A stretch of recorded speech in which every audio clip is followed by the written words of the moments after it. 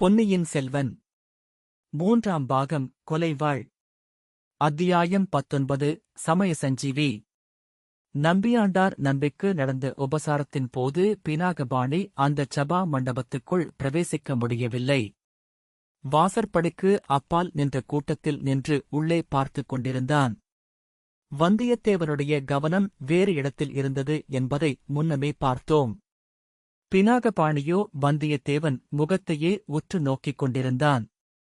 இவ்வளவையும் பார்த்தும் பார்க்காதது போல் கவனித்துக் கொண்டிருந்தான் இன்னொருவன். அவன்தான் நம் பழைய தோழனாகிய ஆழ்வார்க்கடியான். இளவரசர் மதுராந்தகருக்கு நிமித்தம் பார்த்துச் சொல்லி அவர் மனத்தைக் கலக்கிவிட்டு வந்தியத்தேவன் அரண்மனைக்கு வெளியில் வந்தான். அங்கே சற்று தூரத்தில் நின்று காத்துக் கொண்டிருந்த வைத்தியர் மகன் அவனை நெருங்கி வந்து, "அப்பனே, நீ யார்?" என்று கேட்டான். வந்தியத்தேவன் பினாகபாணியை பார்த்து திடுக்கிட்டான். அதை வெளியில் காட்டிக் கொள்ளாமல், "என்ன கேட்டாய்?" "நீ யார் என்று கேட்டேன்" என்றான். "நான் யார் என்றா கேட்கிறாய்? எந்த நானைக் கேட்கிறாய்? மண், நீர், தேயு, வாயு, ஆகாசம் என்கிற பஞ்சபூதங்களினாலான இந்த உடம்பைக் கேட்கிறாயா? உயிருக்கு ஆதாரமான ஆத்மாவைக் கேட்கிறாயா? ஆத்மாவுக்கும் அடிப்படையான பரமாத்மாவைக் கேட்கிறாயா? அப்பனே, இது என்ன கேள்வி? நீயும் இல்லை, நானும் இல்லை. எல்லாம் இறைவன் மயம். உலகம் என்பது மாயை, பசு, பதி, பாசத்தின் உண்மையை திருநாரையூர் நம்பியைப் போன்ற பெரியோர்களைக் கேட்டுத் தெரிந்துகொள் என்று கூறிவிட்டு வந்தியத்தேவன் அரண்மனை வாசலில் நின்ற தன் குதிரை மேல் தாவி ஏறினான். குதிரையைச் சிறிது நேரம் வேகமாக செலுத்திய பிறகு வைத்தியர் மகன் தன்னை பின் தொடரவில்லை என்று தெரிந்து கொண்டு மெல்ல மெல்ல விட்டுக்கொண்டு போனான். ஆனால் வைத்தியர் மகன் அவ்வளவு எளிதில் ஏமாந்து போகிறவனா? அவரது சந்தேகம் இப்போது நிச்சயமாகிவிட்டது. நகர்காவல் அதிகாரியிடம் சென்று செய்தியைத் தெரிவித்தான். அதிகாரி அனுப்பிய 2 காவல் வீரர்களை அழைத்துக் கொண்டு அவனும் ஊரைச் சுற்றி வந்தான். அவன் எதிர்பார்த்தது போலவே வந்தியத்தேவனை ஒரு நாச்சந்தியில் சந்தித்தான். "இவன்தான் ஒற்றன். இவனைச் சிறைப்பிடியுங்கள்" என்று கூவினான். "என்னடா அப்பா, உனக்குப் பைத்தியமா?" என்றான் வல்லவரையன். "யாரைப் பைத்தியமா என்று கேட்கிறாய்? இந்த உடம்பையா? இதற்குள் இருக்கும் உயிரையா? ஆத்மாவையா? பரமாத்மாவையா? அல்லது பசு, பதி, பாசத்தையா?" என்று கூறினான் வைத்தியர் மகன் பினாகபாணி. "நீ இப்பொழுது உளறுவதிலிருந்தே நீ பைத்தியம் என்று தெரிகிறதே." "நான் பைத்தியம் இல்லை, உன்னோடு கோடிக்கரை வரையில் வந்த வைத்தியன்." "காவலர்களே, தஞ்சாவூர் கோட்டையிலிருந்து தப்பி இலங்கைக்கு ஓடிய ஒற்றன் இவன்தான். உடனே இவனைச் சிறைப்பிடியுங்கள்." காவலர்கள் வல்லவரையனை நோக்கி நெருங்கினார்கள். "ஜாக்கிரதை! இவன் சொல்வதைக் கேட்டு தவறு செய்யாதீர்கள். நான் இளவரசர் மதுராந்தக தேவரோடு வந்த நிமித்தக்காரன்" என்று கூறினான் வந்தியத்தேவன். "இல்லை இல்லை, இவன் பெரும் பொய்யன். இவனை உடனே சிறைப்படுத்துங்கள்" என்று வைத்தியர் மகன் வாய்விட்டு கூவினான். இதற்குள் அவர்களைச் சுற்றிலும் ஒரு பெருங்கூட்டம் கூடிவிட்டது. கூட்டத்தில் சிலர் வந்தியத்தேவனுடைய கட்சி பேசினார்கள், சில வைத்தியர் மகனின் கட்சி பேசினார்கள். "இவனைப் பார்த்தால் நிமித்தக்காரனாக தோன்றவில்லை" என்றான் ஒருவன். "ஒற்றனாகவும் தோன்றவில்லையே" என்றான் இன்னொருவன். "நிமித்தக்காரன் இவ்வளவு சிறு பிராயத்தனாயிருக்க முடியுமா? ஏன் முடியாது? ஒற்றன் குதிரை மேலேறி வீதியில் பகிரங்கமாகப் போவானா? நிமித்தக்காரன் எதற்காக உடைவாள் தரித்திருக்கிறான்?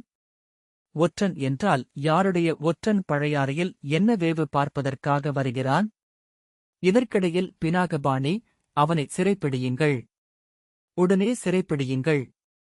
பழுவேட்டரையருடைய கட்டளை" என்று கத்தினான். பழுவேட்டரையர் என்ற பெயரைக் கேட்டது அங்கே கூடியிருந்தவர்கள் பலருக்கு வந்தியத்தேவன் மேல் அனுதாபம் உண்டாகிவிட்டது.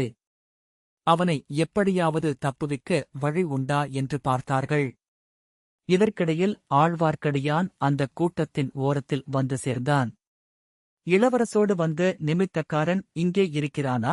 என்று கூவினான். "இல்லை, இவன் ஒற்றன்" என்று பினாகபாணி கூச்சலிட்டான். இதென்ன வம்பு? நீ மதுராந்தக தேவருடன் வந்த நிமித்தக்காரனாயிருந்தால் என்னுடன் வா. உன்னை இளவரசி அழைத்து வரச் சொன்னார் என்றான் ஆழ்வார்க்கடியான். வந்தியத்தேவனின் உள்ளம் துள்ளிக் குதித்தது. அந்த நிமித்தக்காரன் நான்தான். இதோ வருகிறேன் என்றான். வீடாதீர்கள், ஒற்றனை விட்டு விடாதீர்கள் என்று வைத்தியர் மகன் பினாகபாணி கத்தினான். ஆழ்வார்க்கடியான், நீ நிமித்தக்காரன்தானா என்பதை நிரூபித்துவிடு. அப்படியானால்தான் என்னுடன் வரலாம் என்று கூறிக்கொண்டே கண்ணால் சமிக்ஞை செய்தான். என்னவிதமாக நிரூபிக்கச் சொல்கிறாய் என்று வந்தியத்தேவன் அவசரத்துடன் கேட்டான். அதோ 2 குதிரைகள் வேகமாக வருகின்றனவல்லவா? அவற்றின் மீது வருகிறவர்கள் ஏதோ அவசரச் செய்தி கொண்டு வருவதாக தோன்றுகிறது. அது உண்மையாயிருந்தால் அவர்கள் என்ன செய்தி கொண்டு வருகிறார்கள்? சொல். குதிரைகளின் பேரில் வந்தவர்களை வந்தியத்தேவன் உற்றுப் பார்த்துவிட்டு, ஓ சொல்கிறேன், இராஜ குடும்பத்தைச் சேர்ந்து ஒருவருக்கு ஜலகண்ட விபத்து நேர்ந்திருக்கிறது. அந்த திக்கச் செய்தியைத்தான் அவர்கள் கொண்டு வருகிறார்கள் என்றான் வந்தியத்தேவன். இப்படிச் சொல்லி வாய் மூடுவதற்குள் குதிரைகள் ஜனக்கூட்டத்தை நெருங்கிவிட்டன.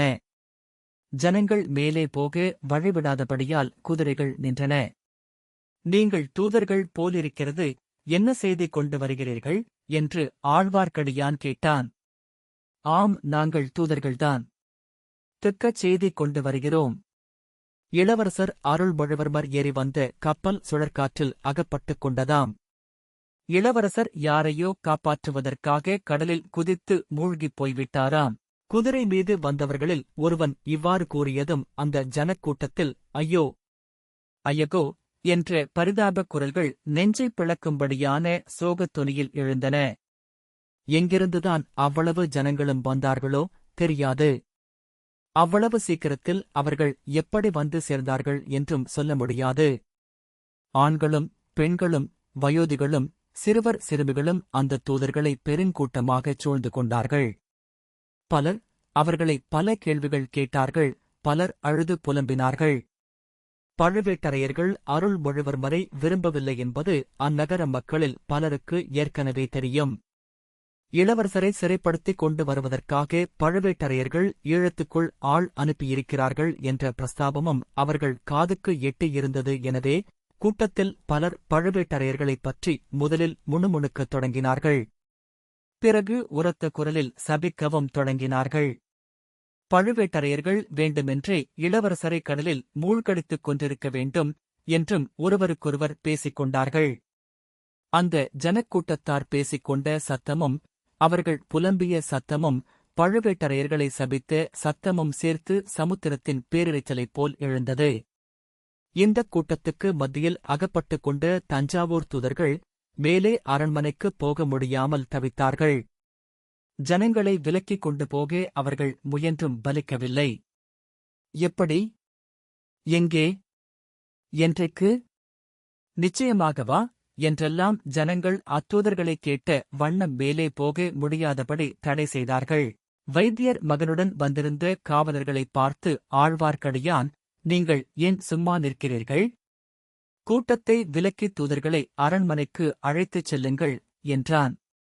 காவலர்களும் மேற்படி செய்தி கேட்டு கதி கலங்கிப் போயிருந்தார்கள். அவர்கள் இப்போது முன்வந்து தூதர்களுக்கு வழி விலக்கிக் கொடுக்க முயன்றார்கள். தூதர்கள் சிறிது சிறிதாக அரண்மனையை நோக்கி முன்னேறினார்கள். ஜனக்கூட்டமும் அவர்களை விடாமல் தொடர்ந்து சென்றது. மேலும் மேலும் ஜனங்களின் கூட்டம் பெருகிக் கொண்டும் வந்தது. அவ்வளவு பெரிய ஜனக்கூட்டத்தில் ஒரே மனதாக இளவரசர் அருள்மொழிவர்மரின் கதியை நினைத்து கலங்கி புலம்பிக் கொண்டிருந்த அக்கூட்டத்தில் ஒரே ஒரு பிராணி மட்டும், ஐயோ, இது ஏதோ சூழ்ச்சி, ஒற்றனை தப்பித்துவிடச் சூழ்ச்சி என்று அலறிக் கொண்டிருந்தது. அவ்வாறு அலறிய வைத்தியர் மகனை யாரும் பொருட்படுத்தவில்லை. அவனுடைய கூக்குரல் யாருடைய செவியிலும் ஏறவில்லை. மானதியின் பெருவெள்ளம் அதில் விழுந்து விட்டு சிறு துரும்பை அடித்துக் கொண்டு போவது போல் அந்த பெரும் ஜனக்கூட்டம் வைத்தியர் மகனையும் தள்ளிக்கொண்டு முன்னே சென்றது. ஜனக்கூட்டம் சேரத் தொடங்கிய போதே வந்தியத்தேவன் குதிரை மேலிருந்து இறங்கிவிட்டான். கூட்டம் நகரத் தொடங்கிய போது ஆழ்வார்க்கடியான் அவன் அருகில் வந்து அவன் கையைப் பற்றிக் கொண்டான். குதிரையை விட்டுவிடு பிறகு அதை தேடிப்பிடித்துக் கொள்ளலாம். உடனே என்னுடன் வா என்று அவன் காதோடு சொன்னான். அப்பனே, சமய சஞ்சீவியாக வந்து சேர்ந்தாய். இல்லாவிடில் என் நிலைமை என்ன ஆகியிருக்குமோ தெரியாது என்றான் வல்லவரையன். இதுதான் உன் தொழில் ஆயிற்றே. நீ சங்கடத்தில் அகப்பட்டுக் கொள்ள வேண்டியது, யாராவது வந்து உன்னை அந்த நெருக்கடியிலிருந்து விடுவிக்க வேண்டியது என்று எகத்தாளம் செய்தான் ஆழ்வார்க்கடியான். இருவரும் ஜனக்கூட்டம் அவர்களைத் தள்ளிக் கொண்டு போகாத வண்ணம் வீதி ஓரமாக ஒதுங்கி நின்றார்கள். கூட்டம் போன பிறகு வந்தியத்தேவனுடைய கையை ஆழ்வார்க்கடியான் பற்றிக் கொண்டு வேறு திசையாக அவனை அழைத்துச் சென்றான். அரண்மனைகள் இருந்த வீதியில் முன்னொரு தடவை நாம் பார்த்திருக்கும் பூட்டிக் கிடந்த கோடி வீட்டில் அவர்கள் புகுந்தார்கள். கொல்லைப்புறத்தில் இருந்து நந்தவனத்தில் பிரவேசித்து கொடி வழிகளில் நடந்தார்கள். சிறிது நேரத்துக்கெல்லாம் நீல நிற ஓடை தெரிந்தது. அதில் ஒரு ஓடம் மிதந்தது. ஓடத்தில் ஒரு மாதரசி இருந்தாள்.